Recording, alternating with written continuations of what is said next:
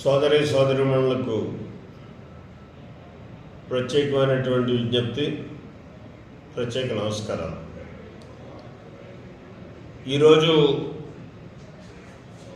Yeleru reservoir యొక్క level 23 టీఎంసీలకు వచ్చింది. పైన వాతావరణం శాఖ వారు చెప్తున్నటువంటి విధానాన్ని చూసుకున్నట్టయితే వర్షాలు పడేటటువంటి క్యాచ్మెంట్లో కూడా వర్షాలు ఎక్కువగా పడతాయని చెప్తున్నారు.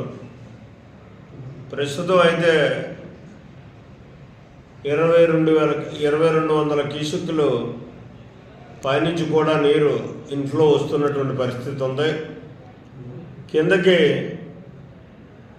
2100 క్యూసెక్కులు 2100 క్యూసెక్కులు నీరు కిందకు వదులుతున్నటువంటి పరిస్థితి ఉంది.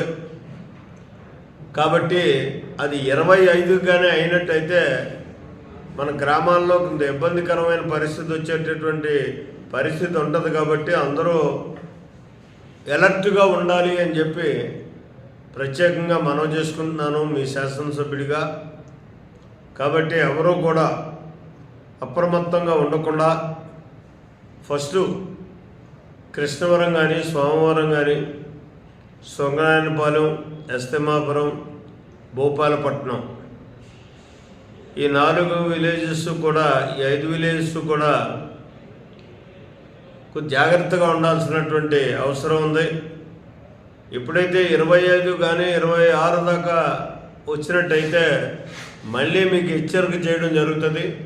ఆ హెచ్చరికను బట్టి మీరు మెరక ప్రదేశాలకు వెళ్ళాల్సినటువంటి అవసరం మాత్రం ఉంటుంది. సేఫ్టీ ప్లేస్లో ఉండాలి. ఇది ప్రభుత్వ పరంగా కూడా ఎంఆర్ఓ గారు టామ్ వేయించమని చెప్పేసి ఆదేశించడం జరిగింది. టామ్ కూడా వేస్తున్నారు. మళ్ళీ మరొకసారి మీ అందరికీ మనవి చేస్తున్నాను, ఏలేరు రిజర్వేర్లో ఇవాళ ఇన్ఫ్లో చూసుకున్నట్టయితే బయట నుంచి వచ్చేటటువంటిది 22 క్యూసెక్కులు వస్తుంది. 22,000 క్యూసెక్కులు, 2200 క్యూసెక్కులు. అది ప్రస్తుతం ఉన్నటువంటి నీటి సామర్థ్యం అయితే ఏలేరు రిజర్వేర్లో 23 టీఎంసీలు ఉంది.